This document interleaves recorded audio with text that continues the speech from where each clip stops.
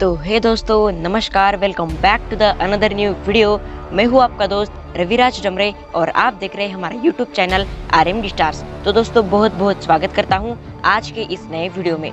तो दोस्तों, आप सभी को तो पता ही होगा कि आज है 3 मई, यानी कि आज हमारे इस भारत देश के महान लिंगायत समाज के एक दार्शनिक और महान थोर समाज सुधारक महात्मा बसवेश्वर जी की आज जयंती है। तो दोस्तों, महात्मा बसवेश्वर जी की जयंती के उपलक्ष्य पर मैं उनका जीवन चरित्र और उनके विचार जो है आपके सामने प्रस्तुत करना चाहता हूँ। तो वीडियो में आगे बढ़ने से पहले इस वीडियो को एक लाइक कर सकते हो और चैनल पे नए हो तो सब्सक्राइब जरूर कीजिए। तो चलिए दोस्तों, आज के इस नए वीडियो को नई उमंग और नए उत्साह के साथ शुरू करते हैं।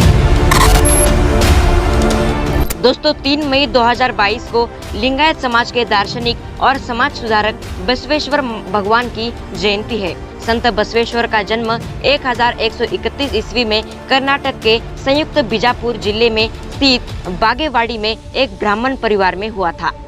उस दौर में ऊंच नीच और भेदभाव बहुत था। संत ने इस सामाजिक विभाजन को मिटाने हेतु जहां जातिवाद के खिलाफ लड़ाई लड़ी, वही उन्होंने नारी प्रताड़ना को खत्म करने के लिए भी लड़ाई लड़ी। और दोस्तों, सिर्फ 8 वर्ष की उम्र में उन्होंने उपनयन संस्कार के बाद अपनी जनेऊ को उतार दिया था और जाति आधारित समाज की जगह कर्म आधारित समाज व्यवस्था पर बल दिया था। उन्होंने मठों, मंदिरों में फैली कुरीतियों, अंधविश्वासों और अमीरों की सत्ता को चुनौती दी। उन्हें विश्व गुरु, भक्ति भंडारी और बसव भी कहा जाता है। उन्होंने लिंग, जाति, सामाजिक स्थिति की परवाह किए बिना सभी लोगों को बराबर अवसर देने की बात कही थी। वह निराकार भगवान की अवधारणा के एक समर्थक है। दोस्तों, उन्होंने कुरीतियों को हटाने के लिए एक नए संप्रदाय की स्थापना की, जिसका नाम लिंगायत रखा गया। दोस्तों, संत बसवेश्वर भगवान शिव के निराकार शिवलिंग रूप की आराधना करते थे, इसीलिए इसे प्रारंभ में शैव संप्रदाय से जोड़कर माना गया था। बसवेश्वर के जाने के बाद यह संप्रदाय पहले हिंदू वैदिक धर्म का ही पालन करने लगा और बाद में इनके अनुयायियों ने खुद को शिवलिंग की पूजा से अलग करके इष्टलिंग को ही पूजा का आधार बनाया। कर्नाटक में हिंदुओं के मुख्यतः 5 संप्रदाय माने जाते हैं, जिन्हें क्रमशः शैव, वैष्णव, शाक्त, वैदिक और स्मार्त के नाम से जाना जाता है। इन्हीं में एक शैव संप्रदाय के कई उप संप्रदाय है। उसमें से एक है वीरशैव संप्रदाय। लिंगायत इसी वीरशैव संप्रदाय का भी हिस्सा थे, लेकिन उन्होंने अब खुद को स्वतंत्र संप्रदाय घोषित कर दिया है। जब वसुगुप्त ने 9वीं शताब्दी के उत्तरार्ध में कश्मीरी शैव संप्रदाय की नींव डाली थी। हालांकि इससे पूर्व यहाँ बौद्ध और नाथ संप्रदाय के कई मठ थे। वसुगुप्त के 2 शिष्य थे, कल्लट और सोमानंद। इन दोनों ने ही शैव दर्शन की नई नींव रखी, जिसे मानने वाले कम ही रह गए हैं। वामन पुराण में शैव संप्रदाय की संख्या 4 बताई गई है, जिन्हें पशुपात, काल्पनिक, कालमुख और लिंगायत नाम से जाना जाता है। दोस्तों, वर्तमान में प्रचलित लिंगायत संप्रदाय प्राची लिंगायत संप्रदाय का ही नया रूप है। लिंगायत समुदाय दक्षिण में काफी प्रचलित था। इन्हें जंगम भी कहा जाता है। इस संप्रदाय के लोग शिवलिंग की उपासना करते हैं। इनका वैदिक क्रियाकांड में विश्वास नहीं है। बसव पुराण में लिंगायत समुदाय के प्रवर्तक उल्लभ प्रभु और उनके शिष्य बसव को बताया गया है। इस संप्रदाय को वीरशैव संप्रदाय भी कहा जाता है। बसव को कर्नाटक में बसवेश्वरा नाम से भी जाना जाता है।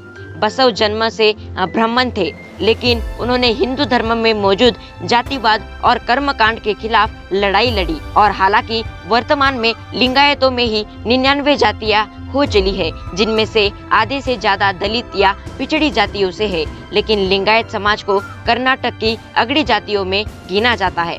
दोस्तों, कर्नाटक में आबादी का 18% लिंगायत है। पास के राज्यों जैसे महाराष्ट्र, तेलंगाना और आंध्र प्रदेश में भी लिंगायतों की अच्छी खासी आबादी है। 12वीं सदी में समाज सुधारक बसवण्णा, जिन्हें कि हम भगवान बसवेश्वरा भी कहते हैं, इन्होंने हिंदू जाति व्यवस्था में दमन के खिलाफ आंदोलन छेड़ा। लिंगायत अपने शरीर पर इष्टलिंग या शिवलिंग धारण करते हैं। पहले लिंगायत इसको निराकर शिव का लिंग मानते थे, लेकिन वक्त के साथ इनकी परिभाषा बदल गई थी। अब वे इसे इष्टलिंग कहते हैं और दोस्तों इसे आंतरिक चेतना का प्रतीक मानते हैं। दोस्तों भारत की भूमि पर पनप रहा जाति प्रथा का महात्मा बसवेश्वर ने घोर विरोध किया। हम कहाँ और किस माता पिता के घर जन्म ले रहे हैं नहीं जानते, उस पर ऊंच नीचता की मुहर लगाकर उसके हक छीनना क्या, और यह क्रूरता नहीं है। दोस्तों, मनुवादियों में वर्ण व्यवस्था का प्रचार कर शुद्धों के अधिकार छीन लिए। उन्हें महात्मा बसवेश्वर ने खरी खोटी सुनाई कि लोहे को तपाकर हुआ लुहार, कपड़े धोकर हुआ धोबी, वस्त्र बुनकर हुआ बुनकर, वेद पठन कर हुआ ब्राह्मण। इस जग में कोई कान से जन्मा है। मनुवादियों ने जिन्हें अस्पृश्य कहा, उनके प्रति महात्मा बसवेश्वर में करुणा एवं सहानुभूति थी। स्त्री को सदैव जिसका स्मरण करना चाहिए, ये व्यक्ति बसवेश्वर ही है। भारत का कोई स्थान नहीं था। वैदिक धर्म ने उसकी स्वतंत्रता पर इतने वचन डाल दिए थे कि उसे शूद्र और धर्म संस्कार से उसे बाहर रखा। प्राकृतिक रजस्व में उसे अपने ही घर बनाकर जाता, रजस्व में उसे पूजा पाठ करने से रोका गया। यदि यह बाल विधवा हो तो उसका कर उसे कुरूप बनाकर जीने के लिए बाध्य किया जाता। इस क्रूरता की बंधन में जकड़ी स्त्री सत्पुरुष महात्मा बसवेश्वर ने मुक्त किया। बसवेश्वर विधवा पुनर्विवाह का समर्थन किया। स्त्री अबला या शुद्ध नहीं, यह कहकर नारी का पुनरुद्धार किया।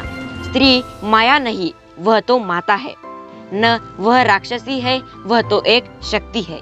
दोस्तों, आज भौतिकता के अतिरेकी विकास के तथा नैतिकता के घोर अधः पतन के कारण सारा संसार संत्रस्त है। वैज्ञानिक आविष्कार के कारण दुनिया की दूरियां तो कम हुई, लेकिन मनुष्य मनुष्य बीच अंतर बढ़ गया है। पति पत्नी, भाई भाई, भाई बहन, बाप बेटे के संबंधों में दरारें आ रही है।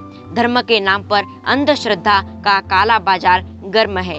व्यवहार में आत्मीयता का स्थान फॉर्मेलिटी ने लिया है। ऐसी स्थिति में बसव तत्वज्ञान एवं वचन साहित्य में वैश्विक समस्याओं का समाधान है। बसवण्णा का लोकप्रिय वचन है कि न करो चोरी, न करो हत्या, न करो क्रोध, न बोलो मिथ्या, न करो तिरस्कार, न करो आत्मस्तुति। यह कहकर हमारे महात्मा बसवेश्वर जी ने हमारी समाज को एक नई दिशा देने का, नए मार्ग पर चलने का प्रयास किया है। तो दोस्तों, जैसा कि आपने देखा, मैंने आज आपके सामने महात्मा बसवेश्वर जी की जयंती के अवसर पर एक शानदार जानकारी जो है आपके सामने प्रस्तुत की। तो यह जानकारी आपको कैसी लगी, हमें नीचे कमेंट सेक्शन में जरूर जाकर बताइए। तो दोस्तों, चलिए मिलते हैं किसी अगले नए वीडियो में। तब तक के लिए धन्यवाद। जय हिंद, जय भारत।